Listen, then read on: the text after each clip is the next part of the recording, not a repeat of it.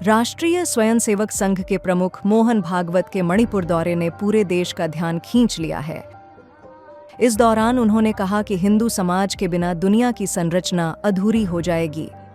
अब राष्ट्रीय स्वयंसेवक संघ प्रमुख मोहन भागवत के हिंदू खत्म तो दुनिया खत्म वाले बयान को लेकर विपक्ष ने पलटवार किया है। सबसे पहला जो धर्म है पूरी मानवता का, पूरी इंसानियत का, वो इस्लाम है। क्योंकि सबसे पहला जो इंसान दुनिया में आया है, जिसको आदम कहते हैं, वो आदम जो है जन्नत से उतारा गया। खुदा ने, ईश्वर ने जो पहला इंसान बनाया वो दुनिया में आया, उसका नाम आदम था। ये कह देना कि साहब वो फलां की सभ्यता चलेगी, फलां का धर्म खत्म हो गया, ये मैं समझता हूँ ये अच्छी बात नहीं है। अपने धर्म को अच्छा मानना तो अच्छी बात है, लेकिन अपने धर्म को अच्छा मानकर दूसरे के धर्म को, दूसरे की आस्थाओं को बुरा कहना ये बिल्कुल गलत है। कोई भी धर्म ये चीज़ नहीं सिखाता है। हिंदू कल्चर, जो हिंदू लोग हैं, उनकी आस्था के मुताबिक अच्छा है और होना भी चाहिए अगर उनकी आस्था है। लेकिन अगर कोई मुसलमान हो गया, मुसलमान बन गया, जैसे हिंदुस्तान में सारे मुसलमान कन्वर्टेड हैं, होंगे, रहे होंगे, दादा सकड़ दादा लकड़ दादा कोई हिंदू हमारे, लेकिन आज तो हम मुसलमान हैं ना। तो हमारी जो सभ्यता है, हमारा जो कल्चर है, वो इस्लाम से मेल खाता है, इस्लाम की बातों को मानने के लिए कहता है। किसी भी आदमी को कोई नाम लेकर टारगेट नहीं करना चाहिए। आपकी सभ्यता अगर इतनी बड़ी है तो सारी दुनिया में क्यों नहीं है? ये सिर्फ 3 देश क्यों हैं? श्रीलंका है और आपका नेपाल है और हिंदुस्तान है, कुछ इंडोनेशिया में भी हैं कुछ लोग। ये इतने बड़े, अगर आपकी सभ्यता और इतना बड़ा कल्चर है, जैसे मुसलमानों के 57 इस्लामिक देश हैं, आपके तो नहीं है। आप 10 नाम गिनवा के दिखा दो कि हमारे 10 नाम हैं, ले दे के नेपाल और श्रीलंका। हिंदुस्तान भी आपका देश नहीं है। हिंदुस्तान भी तमाम मिली जुली कम्युनिटी का और सब धर्मों का देश है।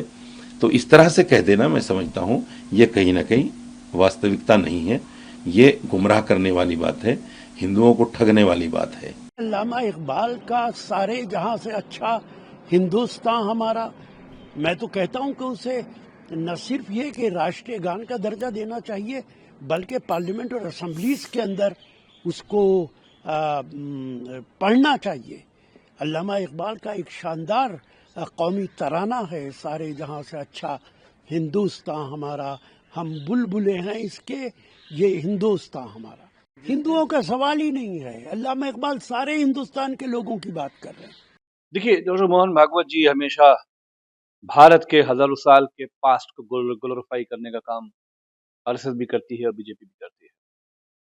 लेकिन ये जो भारतवर्ष है, इसमें जगह किसकी? भारतवर्ष में इस देश का जो बहुसंख्य हिंदू दीनहीन है, गरीब है, कपड़े फटे हैं, खाने को नहीं है, भोजन नहीं है, साफ पानी नहीं है, स्वास्थ्य नहीं है, वो भी देश में डबल इंजन की हिंदुत्व सरकार में। तो ये भारतवर्ष किसका है? डॉक्टर मोहन भागवत जी इनिशियल पहले दिन से आखिरी दिन तक इस देश के पूंजीपतियों को, चाहे वो भूटान में इन्वेस्टमेंट की बात हो, चाहे वो भारत के किसी भी भाग में निजीकरण की बात हो, डॉक्टर मोहन भागवत जी इस देश के हिंदुओं के साथ ना खड़े होकर वो हमेशा से पूंजीपति वर्ग के साथ। तो ये भारतवर्ष तो पूंजीपतियों का है। भारतवर्ष न हिंदुओं का है, न मुसलमानों का है, न सिखों का है, न ईसाइयों का है। लेकिन जो हमारा पहले वाला भारतवर्ष था, पहले के जो हमारे राजा थे, वो प्रजा की चिंता करते थे। वो रात में अपना चेहरा बंद करके वो जाते थे और गरीब गुरबा लोगों से बैठकर सरकार के खिलाफ वो क्या सोचते हैं उनकी बात को सुना करते थे। लेकिन डॉक्टर मोहन भागवत जी का कान, और पूरे देश में जो दौलत की और रिसोर्सेस की लूट है, इस भारतवर्ष में पूंजीपतियों की पूछ है। मोहन भागवत जी को इजिप्ट, रोमन सिविलाइजेशन से सीखना चाहिए।